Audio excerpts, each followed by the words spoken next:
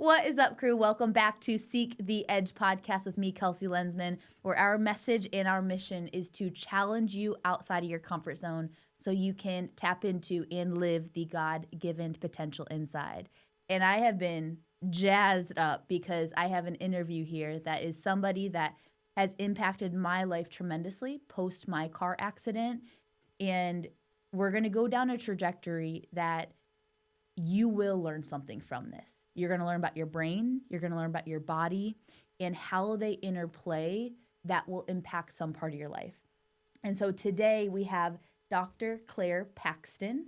She is a doctor of chiropractic, and since graduating, she's continued her education with a specialization in pediatric and perinatal population and is the co-founder of Steadfast Chiropractic. It's a mouthful. She holds a certificate of proficiency in pediatric and family chiropractic care through the pediatric experience, is a Webster certified through the International Pediatric Chiropractic Association, and is a birth fit leader. Basically, she knows everything to know about pre-pregnancy, pregnancy, post-pregnancy, and also nervous system. And she also has a huge heart, obviously, for the pregnancy journey, and just thrives supporting women through that. So Dr. Claire, welcome back. Well, not welcome back. Welcome to the show for the first time. I'm super excited to be here. So thanks for having me. To give people a behind the scenes look at it. So you came into my life, obviously before all the car accident stuff, but my car accident happened about 6 to 8 months ago. And it's when people can listen to it. I flipped over the highway 3 times. I thank God walked out alive, first of all. And second of all, walked out banged up a little bit, but not having too many bodily injuries. And I was getting to a point in my workouts where I just noticed my breathing patterns be different. I noticed my back, like my thoracic part, be really tight. I noticed my breathing patterns, like I couldn't get a breath in. And I'm like, all right, I got to figure this out because I was training for high rocks. And so then that's where you came in. And I went to you and you did some of the scans, and it made me realize how, although I felt fine after the accident, my body held on to so much of the trauma that I didn't even realize because I felt fine. And my C1, C2 up here, that you did that one test, that just, there was just so much impact that happened that I wasn't even aware of in our body. And so I'm excited to dive in with you today about the nervous system, about how our brain, how our body works, because when we can really understand it, it empowers us more. So can you give us a brief intro about what the nervous system is and why is it impactful to the body? Yeah. So the nervous system, think of it as your master control center of your entire body. So nervous system is made up of your brain, your spinal cord, and all of the nerves that come off of it. And those nerves, they're going everywhere. They're going to different organs. They're going to different tissues in your body. And that's how your brain and body are communicating. So all of these functions of your body that you're not thinking about on a day-to-day basis, like we're not sitting here thinking like, okay, heart rate, like let's bump it up a few notches, right? Those things are happening without us thinking about it. And so when we're looking at the nervous system, we're actually looking at the pieces that we're not like thinking about to control. So the automatic things that our body does. We have 2 sides of that nervous system. You have your fight or flight side of the system. Fight or flight, like if you're in a high stress situation, you want to be in that side of the system. If you're in the middle of your workout, you want to be in that fight or flight side of the system. However, there's a bunch of really good stuff that happens on the rest and digest side of the system. So think like quality sleep, digesting the food that you eat for fuel, things like that. If you're pregnant, growing a whole human, like you're not sitting there thinking like, hey, why don't we grow some eyeballs today, right? Like, right. I know that would be so cool. Like, hey, what do we want to work on today? But all of these things that you're like, even your social emotional relationships are developed on that rest and digest side of the system. For kids, growth and development is that side. And so we need the ability to be adaptable with that. And what we see now is like way back in the day, it's like, okay, a bear is chasing me. I need to find somewhere safe to go, right? Now, stress looks a lot different. It's the day in and day out things that are building up on our nervous system. we have work and friends and family and finances and all of these things that are bombarding us day in and day out. We've got social media, like all of these things that are constantly bringing our stress up. So whereas before it was, hey, this bear is chasing me, I got to find somewhere safe. Now it's all of these little things that are layering in. It pushes us towards that fight or flight side of the system and we get stuck there. And that's where we start to see dysfunction starting to happen. So whether it's pain and discomfort, higher anxiety, lack of sleep, the waking up in the middle of the night and just being awake for 2 hours, that type of thing, those are the things that we're seeing when we're in that fight or flight for too long. We need to be able to pull out of that and shift into that other side so that we can tap into those things that need to happen there. That's fascinating because my background's more the sports medicine route. And I remember understanding this brain to body in that lens. And then as I dove into more nutrition and like all of this came together. But I'll back up about how I really thought through the nervous system is a lot of times when we are having a knee injury and rehabbing it or a back injury and rehabbing it is people would prescribe certain exercises to do like, oh, do clamshells or glute bridges, like whatever that is. But through my experience, what I realized is if your brain to your body is not firing certain muscles in a certain pattern and you really understanding what muscle that's firing, your body's going to get it done. But it doesn't mean that it's done in the right pattern. And so, for example, like if you do a hinge, meaning you put your butt back, bring your butt forward, do an RDL for those that are listening, is your body will get it done, but is your low back the main driver of it? Is it your glutes that are the main driver? And so a lot of the injuries that I've found in helping people work through and actually rehab that, we couldn't just address it from do these exercises. We had to address it from how does your brain to your body wired? Is it wired in a compensation pattern? Or do you have to rewire, meaning put new grooves in your brain to actually work through that compensation pattern and fire the right muscles in the right order? Does that make sense? Yeah, and so absolutely. That's why it was so fascinating with the nervous system. And I want to nerd out for a second about that, is because it wasn't just do this stuff or do that stuff. When you got to the root cause of it, your nervous system was the foundation to everything. It truly is. And I talk about a principle called neuroplasticity, which actually is the wiring of the brain. And so all of those nerves have to be, all of the muscles have to be told what to do. And the nerves, the spinal cord, and the brain, that is that kind of super highway that is communicating all of that information. And that's one thing I think it's a really big misconception with chiropractic is like we can adjust you one time and it's going to be the magic adjustment that changes everything. But the magic with chiropractic is truly like the consistency with care for longer periods of time because it actually gives your brain and your body the time to work through that neuroplasticity, the rewiring of all of those patterns, so that then when you go and you do these more pinpoint exercises that maybe like a PT, I will sing PT's praises. If I could send every single pregnant mom to a pelvic floor PT as well, I would do it. But everyone is really good at what their specialty is. But when we can kind of pair those things together, we really see like the true healing. We see like when we get to the foundation, which is really what chiropractic is impacting, is the foundation of like, hey, what is your nervous system doing? Like, are we spending too much time in fight or flight and we're not able to get into these other systems that we need to get into? But like, how is that impacting the trajectory of everything? Did that make sense? Let me ask you this question.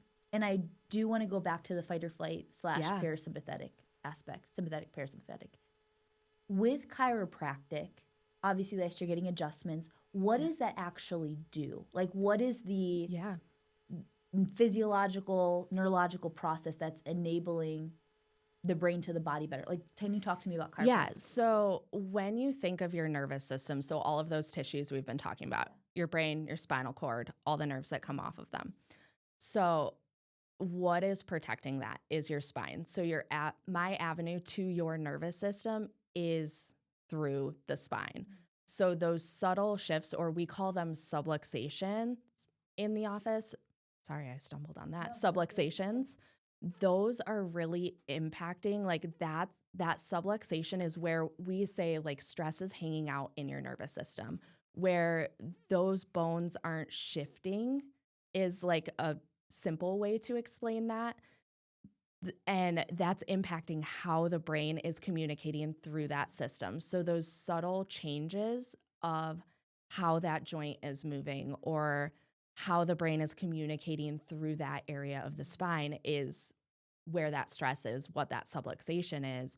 And that is what is impacting that communication highway. So by adjusting, we're actually removing that interference or that stress from that area of the spine, which then allows your brain and your body to kind of take over. Your body is made to heal. I always explain, like, you think of a paper cut. Most of the time, like, you don't worry about a paper cut, right? Like, maybe you put a Band-Aid on it, but your body knows exactly how to heal that when it's freed up to do that. So that's the big goal with chiropractic is we need to allow your body to do what it's naturally made to do. Like, our bodies are incredible when they're free to do exactly what they're made to do. I love that. I love it all, but I love that last point specifically because I think especially, and I'll call specifically women out here, but this can be male or female, but our audience is a lot of women, is we are ingrained at such a young age to be in fight with our body. Oh, it's not doing this, or it doesn't look this way. There's all these reasons and justifications and cultural messages for us to be against our body. Yeah. When if I could sing at the top of a mountaintop and say, your body like wants you to do well, it's just trying to protect you. Like it wants you to thrive. It wants you to do these things. It's just trying to do its job and what it's made to do, which is get you to be in protection mode and actually kind of preserve it there. And so that's so interesting that you said that last point where like your body is made to heal. Your body is made to be able to do these things. And I think especially when people have had injury, even myself included, it can feel like our body is working against us when really it's working for us. Yeah. So what's been your experience of that, or what do you say to somebody that maybe has had a lot of injuries or their body doesn't feel great or it's they feel like it's fighting against them? How do they work through that mentally and have that mindset switch for them? I think that is truly one of the hardest things. I'll use my example of my very active moms that have their first pregnancy because it's such a different mindset shift of like where like you truly are in life. Like I am very proactive with movement and movement in postpartum as well. But it's such a rebuilding phase and there's so much, I guess I kind of want to say stigma around like, hey, like I have to be all the way back to like what I was before I had this baby, right? But your body and your nervous system, grew a human for 9 whole months, birthed a human, whether it's via C-section or not, any way you birth is still hard on the body. But now like you have a core that is completely thrown off and weak. You have a major reset for your nervous system post labor and delivery. And then everybody's like, well, you have to go back to work right now, or you have to start exercising, or all of these things that are not like helping a mom truly thrive and get back to what they want to be their life now, because it changes when you have a new human in your life too. But really talking through like, hey, how can we set you up for success long term too? So how do we rebuild in a way that is not hindering your day-to-day life, B, allowing your nervous system and your body to heal, and C, creating a foundation for longevity, because it does impact you for the rest of your lifetime. You've only got one body. So how can we help set you up so that my goal is always when you're walking out my doors, I want you to be living life how you always imagined. You have this picture in your head of like what you want your life to look like, I want you to be able to do that without thinking like, man, my low back hurts, or I just feel like I can't work out how I want to work out because my body isn't supporting me. Did that answer that question at Yes. all? Okay. Yeah, no, that's great. And I'm so glad you brought up the pregnancy piece. We were going to go there, but I want to go there now because as a woman, God willing, I have a family one day. I'm like so excited to be a mom someday. And I've always wanted that for myself. And even being somebody that's in the fitness and nutrition and sports medicine world, I know very little besides what I've done in training and understanding the body in pregnancy. I know very little when it comes to pre-pregnancy, during pregnancy, post-pregnancy. And I feel like I'm farther than many people, which is scary because then you know nothing about pregnancy.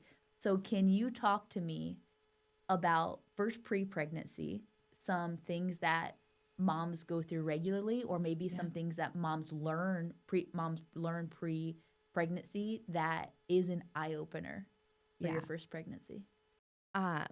So I'll kind of start with my story. So I come from a very medically based family. I absolutely love my family.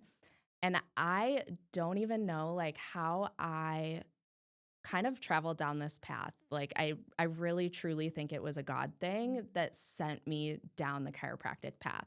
I don't come from a chiropractic family. Um, and I remember in undergrad, I took this women's health class. And I'm sitting in this class. My advisor had been like, hey, just take this class. Like, it'll meet your requirements. You'll probably be kind of interested in it. And I was like, okay, cool.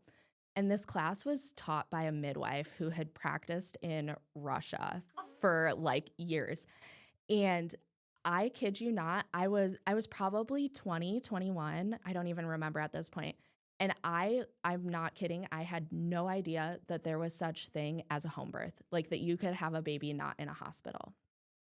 And that was like a major eye opener. And I had found myself before this, like at the time I was like pretty heavy into things like CrossFit and that type of stuff. So I was going down a lot of like the fitness and nutrition routes. And I was sitting there and I'm like, man, like why has no one taught me how my body works, how my cycle impacts my overall health, what I can learn from my cycle about symptoms? The solution was, hey, you have a headache, take ibuprofen. Oh, you have painful cycles, take birth control. That'll solve your problems, but that doesn't help set our families up for success long term when you might have had a dysfunctional cycle prior to something like that. And then you're like, hey, I'm ready to have a family. Then we have to kind of backtrack and figure out like what was happening first, because now that stuff has just kind of masked what's going on. And I just remember getting so frustrated. I was like, why didn't anyone teach me how my body works? And how can I set myself up for my future family? Because we see generationally our health impacts not only my children, but my children's children. Like we're carrying all of the eggs that we will ever carry the moment we're born. So thinking about that, you're impacting generations of health. So when we start looking at fertility and even like the preconception phase, like the more you and your partner, this is not only on women, let's be real, because it takes two to tango, right? So how do we change things to impact generational health as well? Is we have to do some of that preconception work. Whereas like a lot of times it's like, cool, just like stop taking your birth control, you're good to go. When like you might have had things that were impacting you before that are going to impact how easy it is to conceive, things like that. Can we double tap on that real quick? Yeah. Talk to me preconception. What are some things that you recommend stop doing? I would say like give yourself time coming off of birth control. If you're especially if you're taking a hormonal birth control, like you want to know like, is estrogen high? Is progesterone high? Like what are my hormones doing? Because that impacts how you like, are you ovulating? Like a hormonal birth control is going to impact ovulation. You're not ovulating on that. Um, so knowing like, hey, like, can I actually conceive nutritionally? Like, girl, get your protein and get your fats in, healthy ones, eating enough, drinking enough, all of those types of things, like how even things like alcohol, even just the smallest amounts, how that impacts your cycle. What's your sleep quality like? Get your blood work done. What are your hormone levels looking like? Because that's going to give you a good picture of like, hey, what can I do to support myself? But this also, men need to do this too, because it's not only women making a baby, and we need to make sure they're healthy too. That All of it makes help. sense. Okay. Yeah, I was like, I don't know if I'm No, answering that, that well. that was great. I was like, oh man, I know people are going to ask, well, what are the things we can do pre-conception that maybe are impacting it that I don't realize, or that I can Yeah. start doing that I might not have ever known before. So that was great. Yeah. I would say like nutrition first and foremost. And there's a lot of like fantastic resources too for things like that. Even just understanding your cycle. I really love the book, The Fifth Vital Sign. I believe it's by Lisa Hendrickson Jack. That's one of my favorite resources because it's easy to understand, but it's like, hey, like you have cramps before your cycle, like here's kind of what that looks like, what that's impacting. Um, so it's really easy to digest, which I love. So that's one of my favorite resources. And then if you're in like the fertility, like, hey, I'm thinking about trying to get pregnant or I am pregnant, like what can I do nutritionally? Like they're pretty dense. But Lily Nichols has Real Food for Fertility and Real Food for Pregnancy are two of my favorite resources great. as well. Those books are absolutely fantastic. We'll put them in the show notes. We'll put all of those books. I know Yeah. my Amazon cart is going to be books. Yeah. After this podcast. Yeah. And like I refer back to them regularly. Like the nutrition books, like they're going through like, hey, like I'm told I can't eat X, Y, and Z in pregnancy, but like let's actually look at the research behind that and like reasoning why you might or might not want to eat something like that. And so I really love that because like in the end, it is your body, it's your pregnancy, it's your birth, it's your family. But how can we help support you in a way that feels really good and congruent for you and your family too? So let's keep going down the path. We hit Yeah. conception. Now, we might have found out they were pregnant. Is the first Yeah. baby. What we Oh gosh, man. I would love to have every single one of them. Honestly, like in the preconception phase, like have them under consistent chiropractic care. Because again, like that nervous system is what's growing that baby. You're also in like the first few weeks of a pregnancy is when what's called the neural tube is developing. And that's what turns into the brain, the spinal cord, and all of the nerves coming off of it. And so we talk a lot about like when I evaluate for a kid, I'm going to look at what was conception like, what was pregnancy like, what was birth like, what was early postpartum like, because all of that, because their nervous system is developing when they're so intricately connected with you, their nervous system is learning from your nervous system. So we all know like what you eat, they're eating, but that also comes back to all of the stress hormones, things like that. So how you take care of yourself in that phase is impacting baby's health long term as well. So it kind of ties all the way back to that generational health. But how can we support you in that? And so having a really regulated nervous system, a really high functioning, adaptable nervous system is one of the biggest things because you also need that nervous system for labor, for delivery, for healing in postpartum. So the more adaptable you are, the better you're going to be able to take that on. So looking for something like if you're in that preconception or pregnancy phase, like looking for chiropractors that are specifically trained in pediatrics and prenatal, because there are specialties within chiropractic. I think that's also something to make known. Like, there are so many different ways to practice chiropractic, but I highly, highly, highly recommend finding someone who works with pregnancy, who works with postpartum, who works with kids, because that's where you want to be, because we don't get enough of that in school. I wish we got more, but it's definitely like outside resources that you need for that. So I would say first and foremost, consistent chiropractic care, um, taking care of yourself nutritionally, finding your circle. Who is going to be there to walk the dog when you're exhausted, or come and unload your dishwasher for you, or like, hey, can you just come watch the baby for an hour so that I can take a shower in peace, have some time to myself? Like, what are those things that you need to put in place? And if I could get every single mom to actually prep for postpartum, like, yes, prep for labor and delivery, that's really important, but in the grand scheme of things, that is one day versus years. And so prepping for postpartum, even if you don't plan to use like all of these different resources, having on hand the number for a lactation consultant if you're breastfeeding, um, a pelvic floor PT, who's the pediatrician going to be, who's your OB that you can ask questions, who's your chiro, who are all of the people that you need in your corner, who's the house cleaner, like, great gift for a postpartum mom. Like, hey, when they head out for baby's first pediatrician visit, send in a house cleaner to clean up her house for her. Because let's be real, you don't want to do that post birth.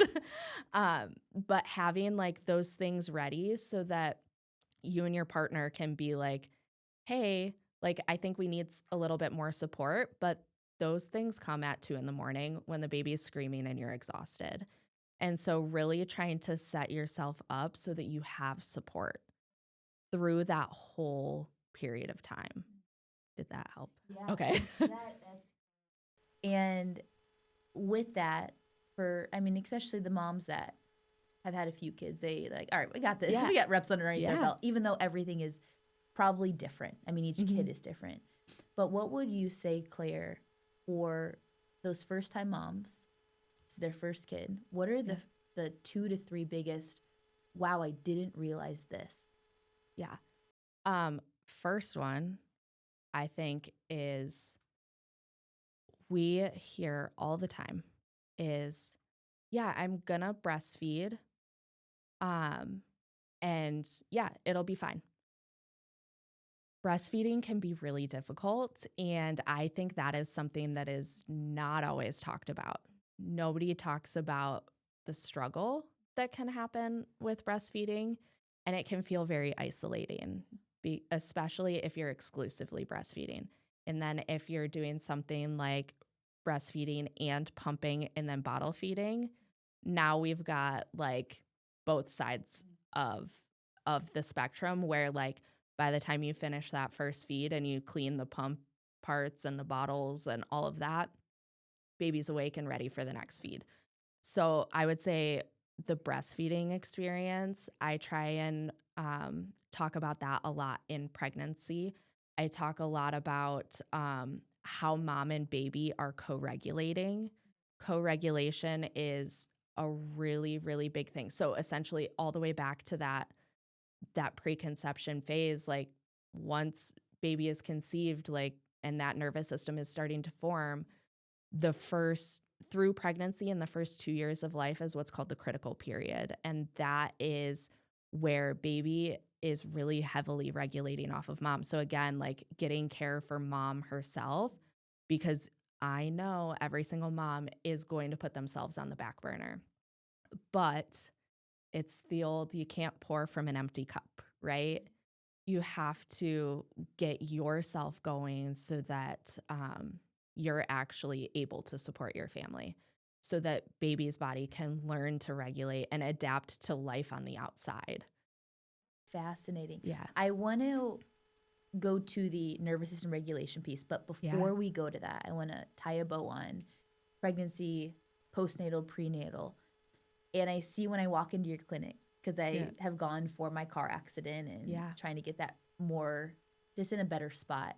And I see these little babies, and you are adjusting these little babies, and they're so Yeah. cute.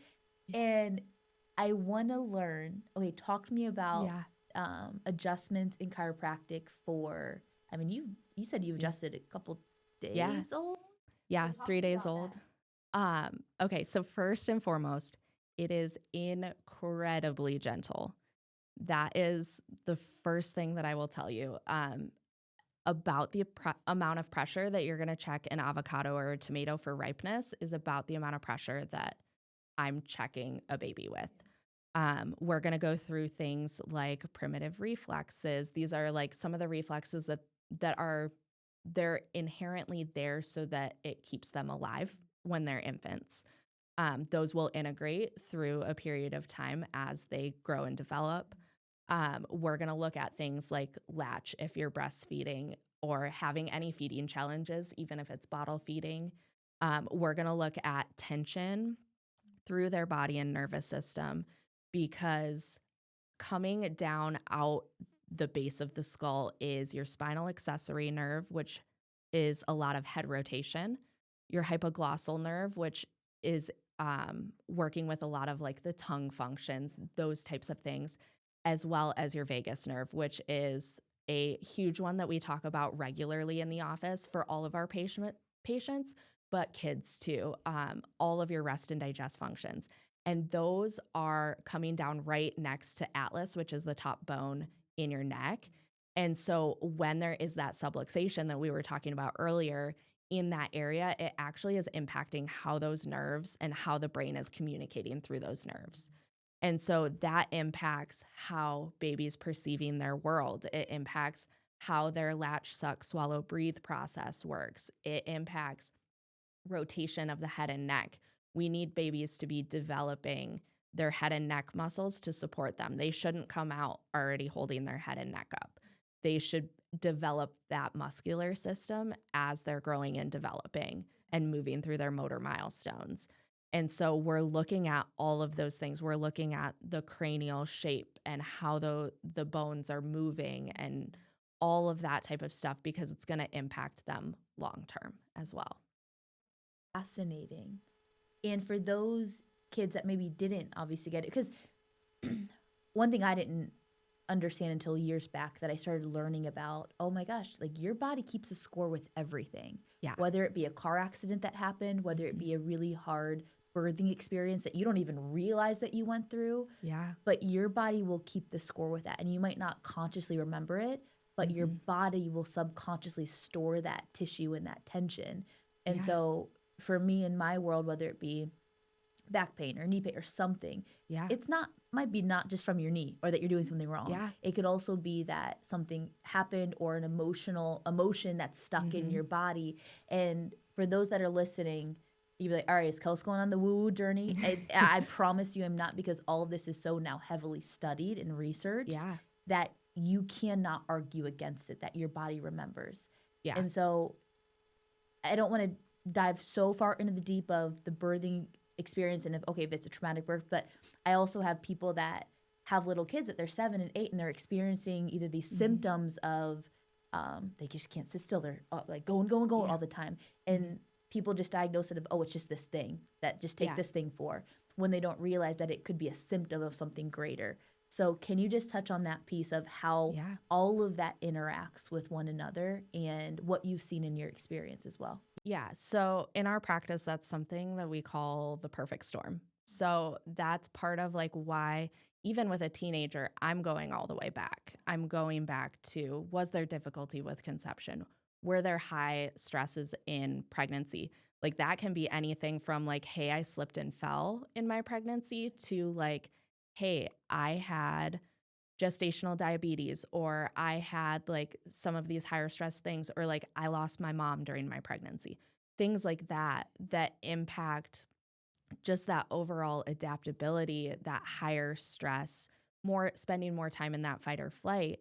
The birth process is a really, really big one. Even the most perfect hands-free births are still a lot on not only mom, but baby too. both are experiencing that. But once we start adding any sort of even like epidural, induction, anything like that, cesareans are really tough. Vacuum and forceps are the most complex that I see.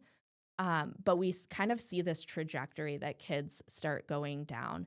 And the one thing that I like, there are so many amazing, amazing, amazing providers out there, but I hate how segmented our system is because we have this birth that just happened, but now we have pediatrician trying to help this baby who's not eating well, not sleeping well, not pooping well, and they have no idea what happened at the birth, but it's been happening since then or since there was a major stressor, things like that, where when we start looking back with some of our kids that are having more challenges, even as they're older, like I talk a lot of sleep, I talk a lot of constipation, I talk a lot of like ADHD and anxiety and those things, but we see kind of this pathway that they follow essentially from pregnancy and birth that continues to follow them. But neurologically, like these things just get different names as they go.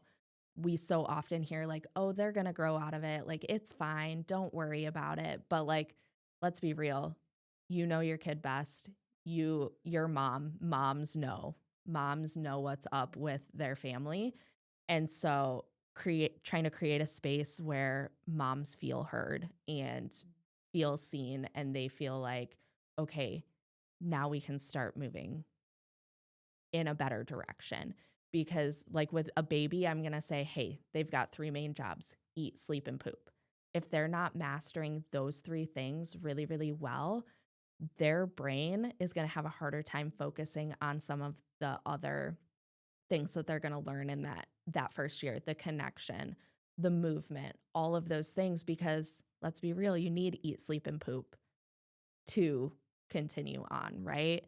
And then we just see how those things evolve. And we still see, like I see all the time with some of my more ADHD type kids or like the higher energy kids, like they usually have sleep challenges. They usually have constipation challenges. These things are kind of continuing with them. I love what you are doing for women in this space because I know so many women that would have no idea about any of this. Yeah. And I respect how you're bringing all of these pieces together instead of you just staying in one lane. And like I said, there's great providers, and yes, we need specializations. Mm-hmm. And also, we need people that see the big picture and don't just put you in a little section to say, oh, this is the reason why. Like there's so much that interacts, whether it be the mental capacity, your body, like if you really think about how your body operates, it is mind-boggling. Like for me, you can only believe in God when you think about a body because it interacts so incredible with itself. Yeah, and it's like it's so simple yet so complex at the same time. And I tell all of our patients, I'm like, hey, if I don't know something, I'm gonna help you find someone who does. Like I've already had multiple meetings this week with other providers because I'm constantly seeking out those people that how can we work together to actually support these families and move them in the right direction, because I can't do everything. And there's also other really great people out there that we can work together with to get you where you want to be. So I do want to pull us back to the nervous system regulation. Yeah. Because I know how pivotal this has been for me in my life and how powerful it can be, whether it be in relationships you have, whether it be in your mental state and emotional state. And I'll share a little bit and then I'm going to turn it over to you, is what I didn't realize is how much our nervous system impacts everything. And so we can think of it as, well, I just have all these racing thoughts all the time. Or we can think of it as just feeling tension relationships-wise. And what I've come to learn is when your nervous system is at a heightened state, when you're constantly in this overdrive, fight or flight state, that you don't need, that's just your normal now. Yeah. They don't know any different. And so their response is like, they're like, why am I so reactive to things? Or why am I so and they think that's just who they are or how they are, and they don't realize that, no, you don't have to operate like that. And what I've realized in my life, whether it be through, actually, this is so fitting. This morning, it just snowed here in Ohio, okay? And I was driving to the gym, and the snow was coming down. And from my four-wheeling accident in high school, where I was out of control, and ever since then, slippery surfaces don't sit well, or whether it be the accident that I came to you for, I just had 6 to 8 months ago, I feel my heart beating a little bit faster. I feel my brain start, oh my gosh, it's getting slippery out, Kels. Oh, what's going to happen? And if I didn't have understanding education about, okay, my nervous system is going to more fight or flight, I have the tools to understand how to bring it down, I would just kind of fall victim to how my body and how my physiology is taking me, and me not understanding, okay, yes, it's snowing. I'm safe, I'm okay, and I had to slow my breathing down, slow my exhale, and because of that, I was no longer a victim to my physiology. I was able to understand how my brain and my body's working, and now, for me, breathe my way through it to slow my system down, which not many people know about that type of stuff. So through breath work for me, and understanding, okay, I'm hopping on this meeting, getting a little nervous. My body's just trying to go there. That doesn't mean that I have to go there as well. I bring it down. I remind myself I'm safe. I remind myself what I need, breathe my breathing down. And even through, obviously, the chiropractic that I had with you, is that wasn't me thinking it, but my body then getting shifted to more of that sympathetic state, or parasympathetic state, I apologize, with that. It has been incredibly helpful in how then I interact with my world, with other people, with my clients, with you. That all comes down to your nervous system. It all comes down to it. It really does. So, and like, I always joke with people because I'm like, okay, so it's really easy to explain as an adult. Like, you maybe like you're in a little bit of pain today, and then like all of these like domino effect things start happening. Like, you get up a little bit late, like all of these things are starting to kind of go downhill. Stress starts to increase. And then what's the first thing to go out the window? Sleep. Every single time. Every single time. And like, who's happy when they don't get enough sleep? Literally, I was going to say literally no one. We start to get like short with the people that we love the most. Like, I always joke around. I'm like, I mean, I've got a chiropractor. I can get adjusted anytime I want, but I always joke like, yeah, sometimes like I'm being a little sassy and Dr. Brennan will go, hey, do you need adjusted? I get adjusted and we joke like, oh yeah, that was my attitude adjustment, because it impacts like how you interact with your day to day. And like, I say that jokingly, but it's so true. And the amount of times that like with kids, I get messages from moms like post adjustment, and they're like, I have no idea what you did, but that was a different kid after you adjusted them. They don't know necessarily how to express some of that stuff like we do as adults, but learning how you can move from that fight or flight. Like, there's absolutely a time and a place for it, but we don't want to live there all the time. It's high energy. It's exhausting to be there all the time. And so with women in particular, I see a layer of exhaustion, especially with parents or your really busy women that are maybe working like through their careers really, really hard, or they just have a lot going on. We see this layer of exhaustion that we kind of have to backtrack out of as well and get them more efficient and functioning just baseline at a better level so that they then become more adaptable to their day to day. Because the goal is always like, hey, you're like, things are going to be stressful. Sometimes I would love to like tell you like, yeah, if you come get adjusted regularly, you'll have zero stress in your life whatsoever. But life is life. And how can we set ourselves up to become more adaptable so that when a stressor comes up, we are just kind of like, okay, like, maybe that's not the most fun thing, but like, okay, we'll deal with it and we'll move on. We'll come back out of that fight or flight system. You keep saying adaptable. And I'm like, oh, Claire, this is great. because things are going to happen in people's lives. Yeah. There are going to be curveballs that happen. There are going to be things out of your control. And for that person out there that's listening, that's like, this curveball happened and I just reacted. I went off, like I went 0 to 100.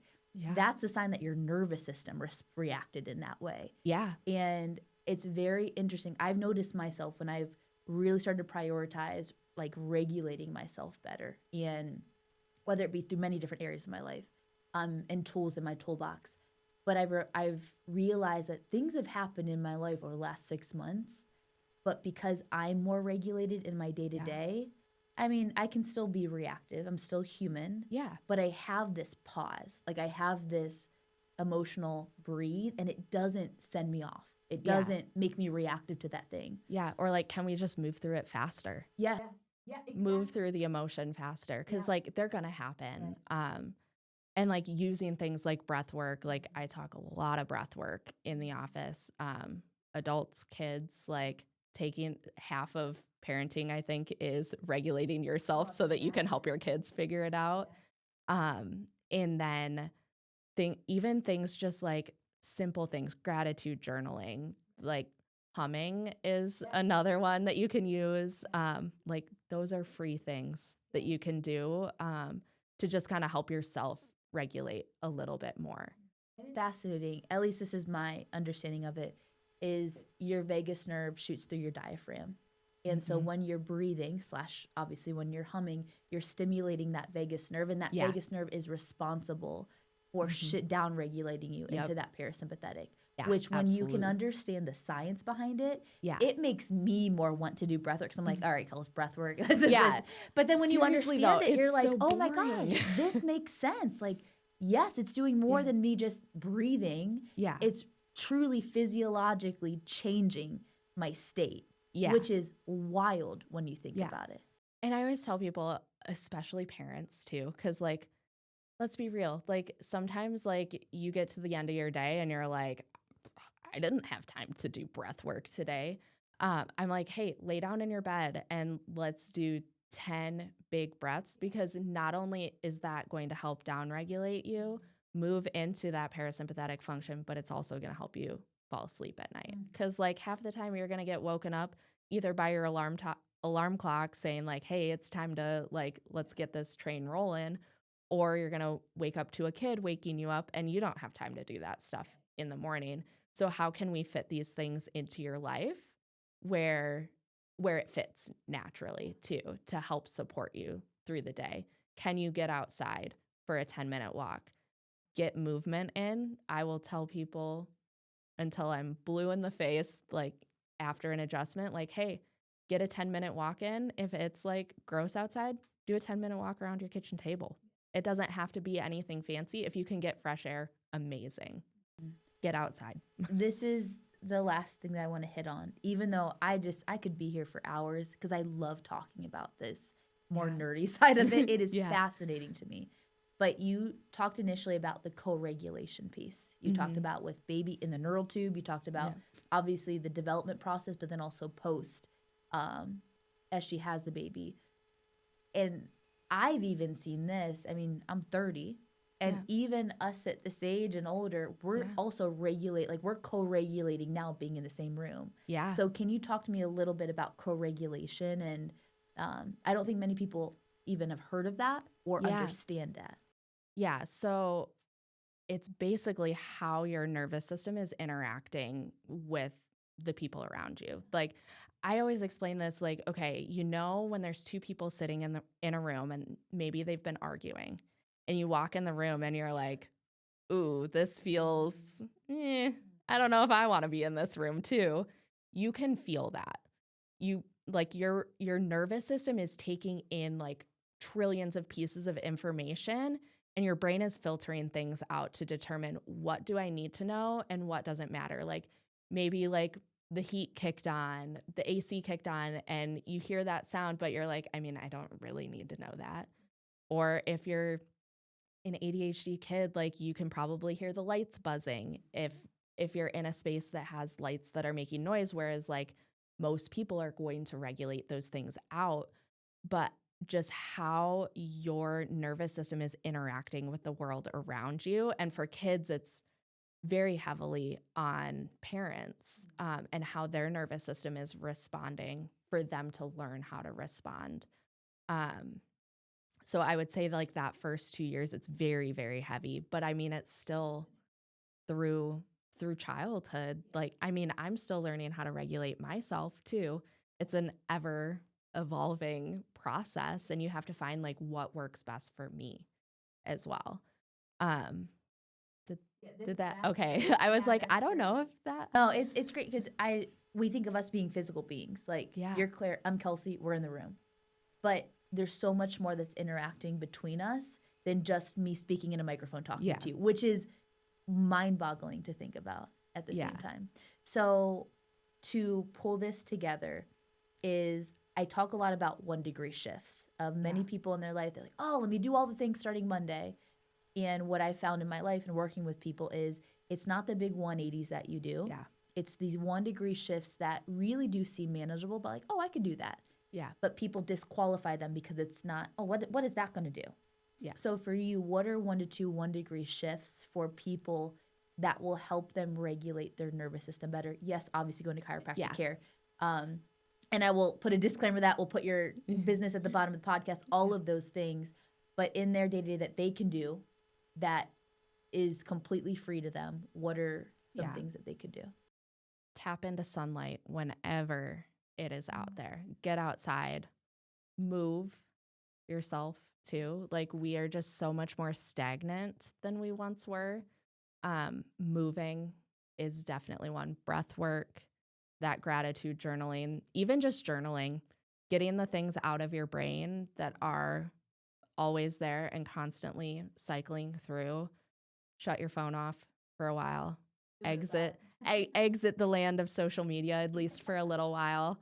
I would say that that's a really good place to start. Like, where can we just get off of screens in general, and find the things that you love. I'm like if I have someone come in and they're like, hey, I'm really stressed. I'm like, okay, like what's something that you love? Do you love a cup of tea? Like what brings you joy? Get a cup of tea, take a bubble bath, walk through Target with that large Starbucks that you know you're going to get as you walk in the door without your kids following you. Take a shower without your kids barging into the bathroom. Find the things that truly bring you joy and find a place for them. Even if it's 5 to 10 minutes a day, you will thank yourself long term because you'll be a better you for it. You, a better parent, a better friend, a better sibling, a better spouse, whatever it is, because you're doing the things that you love to. Where can they find on social media. Instagram is probably our where would be the easiest, at Steadfast Chiro. Our website is www.steadfastchiro.com. And then call our office. That's an easy way as well. But easy to connect with us too. All of that below. And one of my favorite things on your website is you and Brennan both have shirts of miracles can happen. Miracles still, or what is it? Experience miracles. Yes, something about miracles. I was like, I love that. I love that. And what I'm really gathering from today, Claire, I mean, many things, but one of my biggest things that I'm gathering is how important it is for you to take care of yourself. Because that not only will impact you, that will impact if you're a mom, your kids, that will impact who you interact with. And that taking care will look like nervous system regulation, will look like some of the things that we can often dismiss as, oh, what's some more sunlight going to do? Yeah. It will do so much more than you could ever imagine. Yeah. And like the really cool thing working with families is you will see an entire family dynamic shift when one person starts solving some of these challenges for themselves. Because again, that co-regulation piece, like you're all interacting with each other day in and day out. if mom takes care of herself, you see the whole family improve. Like you just get back to like what you truly want in life. And I think that's what it all boils down to is how can we get you there? So, if you're listening to this, mom, Yeah. maybe you're not a mom or you desire to be a mom, you deserve to take care of you incredibly well. And as per what Claire said, as what we talk a lot about here, is you will see that ripple effect in your life. And so thank you, Claire, for taking time out of your schedule to be here to share just what you've had years and years of not only learning, but also experiencing and helping people with. And I'm excited to continue to obviously selfishly go to you, but then also continue to shed light on what you're doing, because I know, God willing, as I have kids someday, I need somebody like you in my corner. And we deserve to have people in our corner. We do not have to figure this life out alone. Yeah. I always say we were not created to do life alone. And when you realize that, when you kind of take your ego off and put it aside and just surrender to, I need people in my life. Yeah. It is so freeing, and people will and want to come support you at the end of the day. We just sometimes have to get out of our own way to ask for that help and realize you can't do it on your own, nor should you have to do it on your own. Yeah. So thank you for being a part of this, and I'm excited to just to continue to share what you have as well. Yeah. Thanks so much for having me. It was super fun. Hopefully I didn't overwhelm everybody. Podcast. So you did an amazing job. Amazing. So everybody, thank you for being a part of this. I know that you just got incredible value, whether, like I said, whether you're a mama right now, you desire to be one, or you're 19 years old and you're like, oh, that's a while for me. There's so many things that you can do at this moment that will impact your health, that will impact other people around you. And I always talk about like just becoming more you. That's what it is becoming more you and showing yourself the potential that lies within. And so thank you for continuing to grow your mind as you listen to this podcast. I take this incredibly serious that you give us this time. Your mental time with and bandwidth is important to me. You have a lot of other things that you could be doing, but you're spending it with us. And so I'm grateful for you. Continue to show yourself what's possible. And remember, growth is one step out of your comfort zone. So if you are there and you're like, oh, it's uncomfortable, reach out for help.